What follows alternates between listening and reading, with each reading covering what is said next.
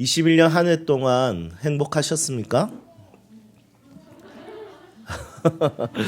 네, 행복하셨다면 왜 행복하셨습니까? 네, 여우 같은 마누라, 토끼 같은 자식. 예, 아내는 여우가 아니죠, 공주님이시죠. 네. 네, 행복한 이유가 다 다를 것입니다. 어떤 사람들은 관계로 인해서 행복할 것이고 어떤 사람은 소유로 인해서 행복을 누렸을 것입니다. 그런데 이 행복에 대해서 조금 더 생각을 해볼 것이 있어요. 오늘 설교는 제가 준비하면서 너무 기대가 많이 되는 설교입니다. 왜냐하면 제가 너무 좋아하는 내용들이고 또 여러분들은 부담이 되는 내용일 수도 있기 때문입니다.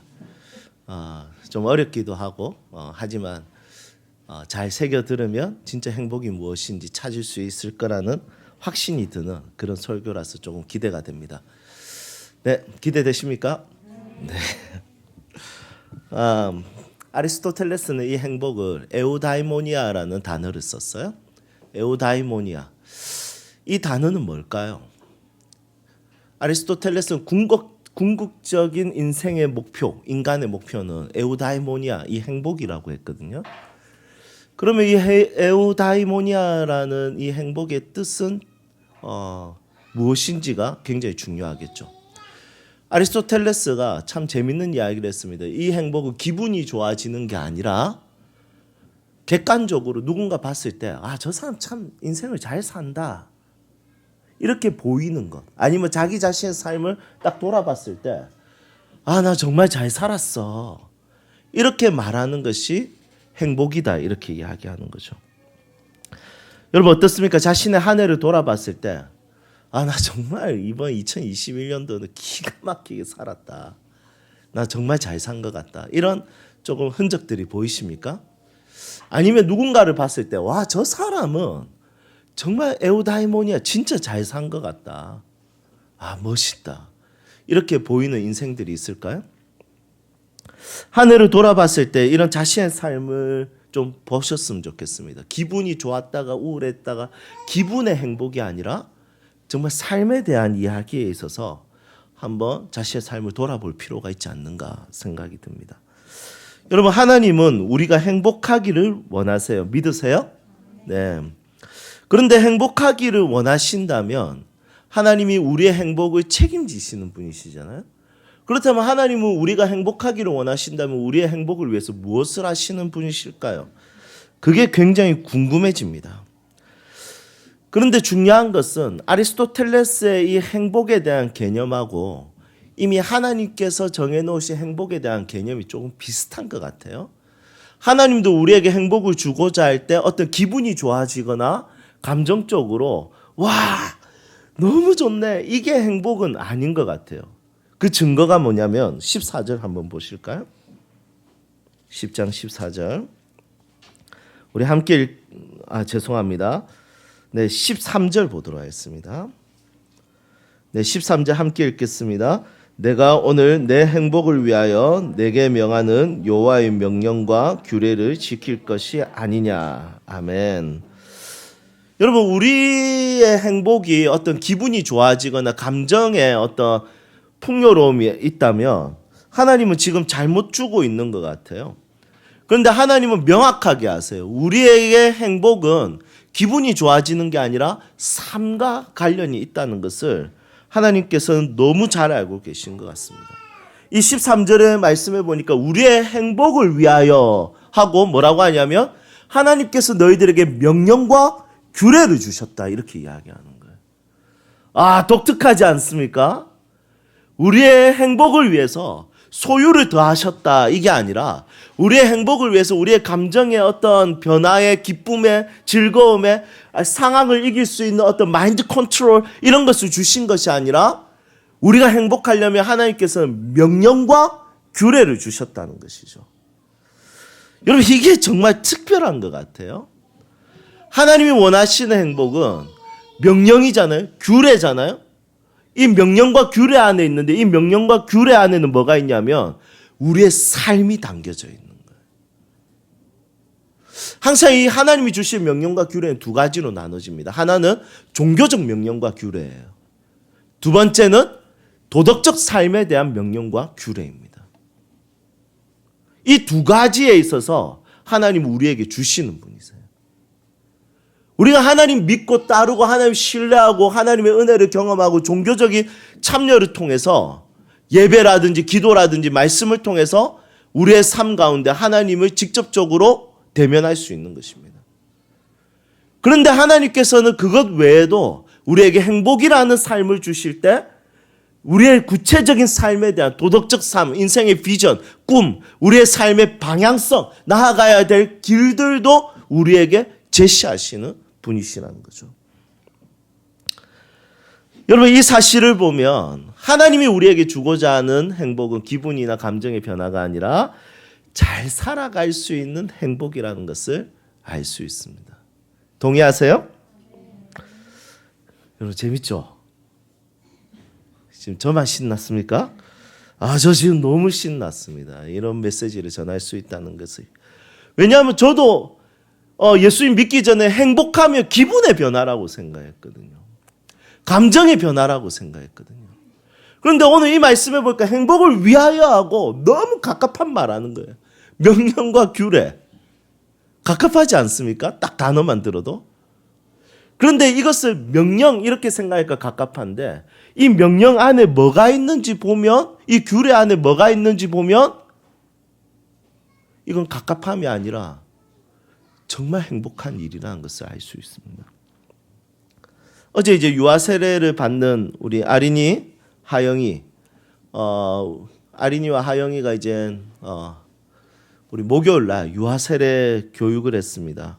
이런 유아 세례 교육 진짜 좀 부담은 되거든요. 왜냐하면 아이를 위해서 유아 세례 전에 기도해야 될 것이 무엇인가? 그러면 몇 가지인데 그 중에 하나가 뭐냐면 십자가를 지는 삶을 살 수 있도록. 그리고 죽음에 대한 정서적 반응이 두려움이 아니라 용기가 될 수 있도록 이것을 위해서 기도해야 된다. 여러분 무섭지 않습니까? 그것이 유아 세례에 대한 자녀를 위한 기도 중에 중요한 것이죠. 이제 그 교육에서 우리가 어제 아이들을 위해서 우리가 서약을 했지 않습니까? 우리 교회 공동체도 이 서약할 때 그 질문을 유아 세례 교육에서도 함께 읽었어요.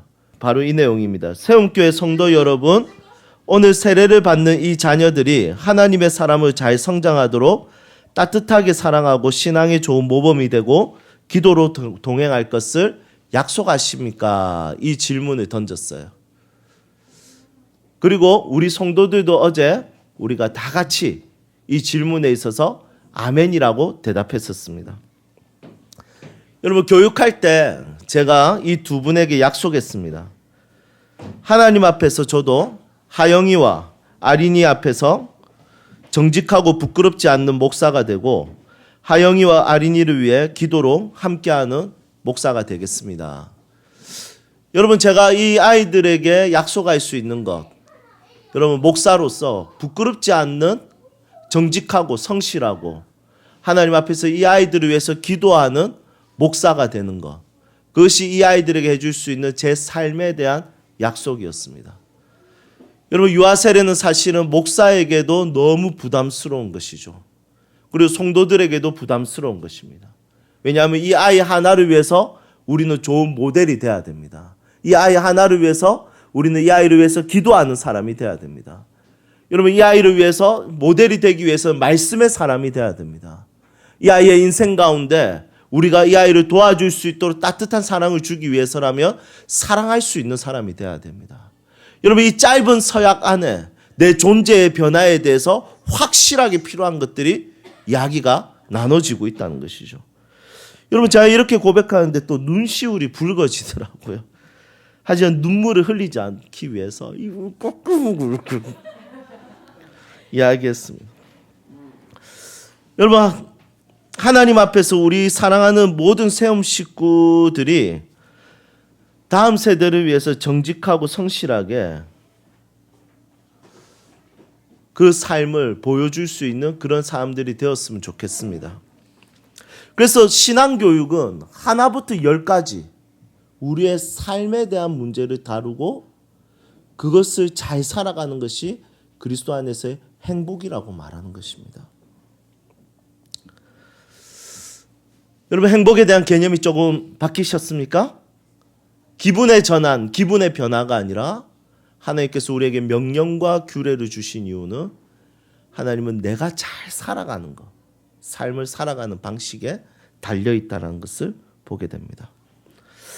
자, 조금 더 나눠보도록 하겠습니다. 하나님께서 우리의 행복을 위하여 명령과 계명을 주셨다는 것은 참 흥미로운 일이죠. 이것에 대해서 우리가 다시 한 번 더 살펴봐야 될 것은 행복을 위한 자유입니다.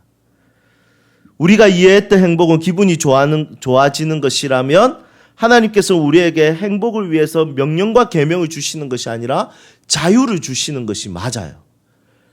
그런데 하나님은 자유 대신에 명령과 계명을 주셨대요. 이것은 꼭 하나님께서 나의 자유를 빼앗아 가는 것 같습니다. 그렇지 않습니까? 여러분, 명령과 계명이 아니라 자유를 줘야 우리가 행복할 건데 명령과 계명을 줬다는 것은 이제 내 삶에 있는 자유를 빼앗아 가는 것 같아요. 세움학교 학생들과 하브루타 시간에 자유에 대해서 이야기했습니다. 애들아, 자유란 뭐야? 물었더니 아이들의 대답은 뻔하죠. 제가 하고 싶은 대로 하는 겁니다. 우리 부모님이 간섭하지 않는 것입니다. 여러분, 이런 이야기들을 했습니다. 하지만 그것은 자유가 아니라 방종입니다. 우리의 행복을 위해서 자유가 필요하다라고 말하지만 사실은 사람들이 원하는 것은 자유가 필요하다가 아니라 방종이 필요하다라고 말할 때가 많이 있다는 것이죠. 여러분, 인간의 자유는 언제 주어집니까? 기차가 철로 위에 올라가야지 자유롭게 다니고 물고기가 물 안에서 마음껏 헤엄치듯이 인간은 하나님이 주신 명령과 계명 아래서 자유롭게 이 땅을 누비며 살아갈 수 있다는 것이죠. 에덴 동산에서 선악과를 따먹지 않는 선택을 할 수 있었던 그 자유, 그 자유는 에덴 동산에 있는 수많은 과일을 마음껏 따먹을 수 있는 자유를 누릴 수 있었습니다. 그런데 그것을 따먹어버리니까 그 에덴 동산에서 쫓겨나 버린 것이죠. 여러분, 자유라는 것은 마음껏 따먹는 것이 아니라 따먹지 않고 다른 것을 마음껏 따먹을 수 있는 것이 자유라는 것입니다. 오늘 본문 말씀에서도 하나님의 계명이 나옵니다. 두 가지로 요약할 수 있는데 첫 번째는 하나님을 사랑하는 것이고 두 번째는 이웃을 사랑하는 것입니다. 12절 한번 볼까요? 12절에 보니까 이스라엘아, 내 하나님 여호와께서 내게 요구하시는 것이 무엇이냐? 곧 내 하나님 여호와를 경외하여 그의 모든 도를 행하고 그를 사랑하며 마음을 다하고 뜻을 다하여 내 하나님 여호와를 섬기고. 첫 번째 계명은 하나님을 사랑하는 것이죠. 두 번째 계명은 18절 19절 고아와 가부를 위하여 정의를 행하시며 나그네를 사랑하여 그에게 떡과 옷을 주시나니 너희는 나그네를 사랑하라. 전에 너희도 애굽 땅에서 나그네 되었음이라. 하나님이 고아와 가부를 위하고 나그네를 사랑하듯이 너희들도 나그네를 사랑하고 이웃을 사랑하는 삶을 살라고 말씀하십니다. 여러분, 인간의 의지는 언제 자유로워집니까? 사랑할 때 자유로워집니다. 사랑하지 않는 상태에서는 인간의 의지는 자유롭지 않습니다. 질질 끌려갑니다. 여러분, 직장을 사랑하지 않는 직장인 어떻습니까? 매일매일 고통스럽고 나 이 사직서를 언젠간 제출하는데 이 상태에서 살게 됩니다. 하루하루가 곤욕입니다. 여러분, 정의와 법을 사랑하지 않는 판사의 재판은 어떻겠습니까? 물론 그런 사람들이 잘 없다고 생각합니다. 하지만 그런 사람들이 있다면 너무 고통스럽고 괴로울 것입니다. 하지만 사랑하게 되면 의지가 자유로워집니다. 적극적이게 됩니다. 의지가 활발하게 됩니다. 사랑하며 움직이게 됩니다. 그런 우리에게 하나님께서 사랑하라는 명령을 주신 것은, 여러분, 이것은 너의 의지가 활발해지는 방법이라는 것을 깨달을 수 있습니다. 하나님을 사랑하니까 그분을 섬기고 경외할 수 있다는 것이죠. 여러분, 마찬가지로 18절 19절에 보니까 이웃을 사랑하니까 나그네를 섬기고 나그네를 대접하고 고아와 가부를 대접할 수 있다라고 이야기할 수 있는 것입니다. 여러분 이게 명령을 줘가지고 이렇게 섬겨 이렇게 했다면 우리는 그 의지를 활발하게 사용할 수 없습니다. 그런데 하나님께서는 사랑하라는 명령으로 우리의 의지를 불러 일으키려고 하시는 것입니다. 여러분 저에게 소망은 우리 가정을 제가 더 사랑하게 되는 것이 저의 소망입니다. 왜냐하면 사랑하면 가정을 위해서 더 의지를 가지고 활발해지거든요. 제 소망은 내년 한 해 동안 우리 세움교회 성도들을 더 사랑하는 것이 제 소원입니다. 왜냐하면 그것이 제 삶의 비전과 꿈이고 사랑하게 되면 교회 성도들을 위해서 더 기도하게 되고 성도들과 함께 더 마음을 나누게 되기 때문입니다. 여러분들은 어떻습니까? 지금 어떤 부분에서 여러분들의 의지가 죽어 있습니까? 여러분 그것이 자유를 빼앗긴 것입니다. 명령과 계명을 받는 것이 자유를 빼앗긴 것이 아니라 내 의지가 지금 죽어 있는 상태, 내 의지가 지금 망가져 있는 상태, 그것이 자유를 빼앗긴 상태입니다. 하나님의 사람들이 하나님을 사랑하고 이웃을 사랑하고 내 삶의 각 영역에서 사랑하라는 이 명령에 내가 반응하기 시작하면 의지가 살아납니다. 저는 개인적으로 김수현 집사님을 이제 가까이서 한 1년 정도 봤지 않습니까? 거의 매일 봤습니다. 수현 집사님은 제가 볼 때 아이들 너무 사랑하세요. 특별합니다. 독특합니다. 제가 대놓고 이런 자랑할 때는 진짜 제가 그것에 있어서 봤기 때문입니다. 아이들 하나부터 10까지 너무 따뜻하고 부드럽게 사랑해 줍니다. 이 따뜻함도 이런 따뜻함이 없습니다. 원래 본성이기도 하지만 여러분 제가 옆에서 봤을 때 아이들 정말 사랑합니다. 한 번도 노라고 한 적이 없습니다. 아이들 위한 것이라면 항상 예스 걸입니다. 예스 하는 아줌마. 여러분 저희 교회 보면 몇 명의 사람들이 그런 것 같습니다. 항상 의지가 활발합니다. 여러분 그 의지가 활발한 것은 성격이 좋은 것으로는 며칠 가지 않습니다. 여러분 가정에 내 자녀의 맨날 말 안 듣는 그 장면 보는 거, 내 남편과 내 아내 똑같은 일 때문에 싸울 때 여러분 성격 좋은 거 여러분 참아집니까? 성격이 좋지 않을 뿐더러 여러분 잘 안 됩니다. 여러분 사랑해야지 의지가 자유를 가지게 됩니다. 여러분 하나님께서 우리에게 명령과 계명을 주셨다는 것은 자유를 빼앗기 위해서 주신 것이 아니라 그 명령과 계명 안에는 사랑하라는 명령이 있기 때문에 진정한 의지의 자유를 가질 수가 있습니다. 여러분 한 해를 돌아봤을 때 어땠습니까?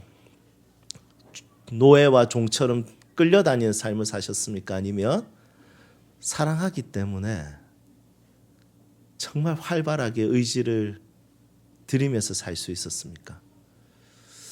여러분 만약에 그렇게 살아왔다면 내년 새로운 한 해도 keep going 하시면 좋겠습니다. 그 삶을 이어가십시오. 그리고 우리가 하나님 앞에 돌아볼 것이 있죠. 우리가 하나님 앞에서 내 삶의 영역에 있어서 행복하다는 것은 무엇인가? 그것은 감정과 기분의 변화가 아니라 명령과 계명을 따라서 내 삶을 잘 살아가는 것. 내 삶이 회복되는 것. 나의 모든 삶 가운데 하나님의 마음이 드러나는 것. 하나님의 뜻이 드러나는 것. 그것이 잘 사는 것입니다. 여러분 이 두 가지를 계속해서 keep going해서 이어가서 새로운 2022년도도 그렇게 자유롭게 살 수 있기를 주님의 이름으로 축복합니다. 별로 어렵지 않았죠? 네. 자, 행복에 대한 첫 번째, 잘 사는 것. 두 번째 행복은 하나님이 주신 명령과 계명을 통해서 의지의 자유를 가지는 것. 여러분 이 두 가지 기억하고 우리 주님 앞에 찬양하며 나아갔으면 좋겠습니다.